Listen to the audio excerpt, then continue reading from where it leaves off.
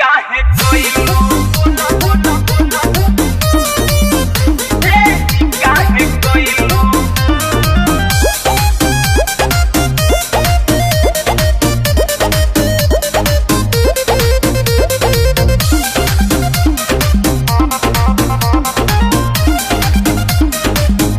हमर नया नया गवाना नया तकिया बिछावना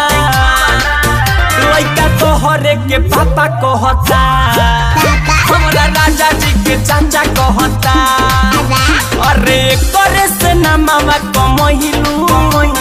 झूठो के बंगाल से तू अइलू माटी में भोजपुरी मिलइलू बोलो ना बोलई का तू कइलू माटी में भोजपुरी मिलइलू बोलो ना बोलई का तू कइलू बोलो ना बोलो बोलो ना बोलई का तू कइलू म्यूजिक बाय पवन यादव। 200 के तो कहीं से झड़लू जबार वही घरी भइलू सुपर स्टार अरे पावर स्टार का पावर आ गया तुम्हें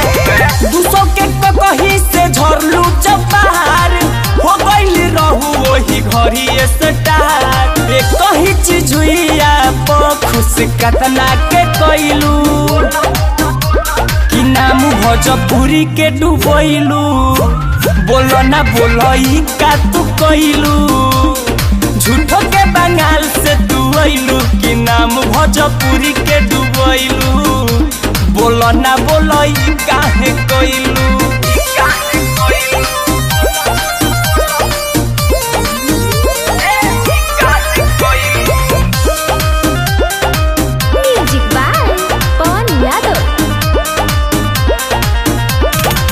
कहत रहू राजा जाइना पहरिया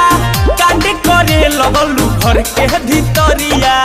ई बताओ भरोसे न उठैलू कहत रहू राजा जाइना पहरिया कांड करे लगलू घर के भीतरिया हमरा ससुर जी के खूबे पढ़ैलू तू तो ट्रैक्टर के ड्राइवर बनैलू कि नाम भोजपुरी के डूबैलू बोलो ना बोलई का तू कइलू कि नाम भोजपुरी के डूबैलू बोलो ना बोलो ऐसन काहे कइलू।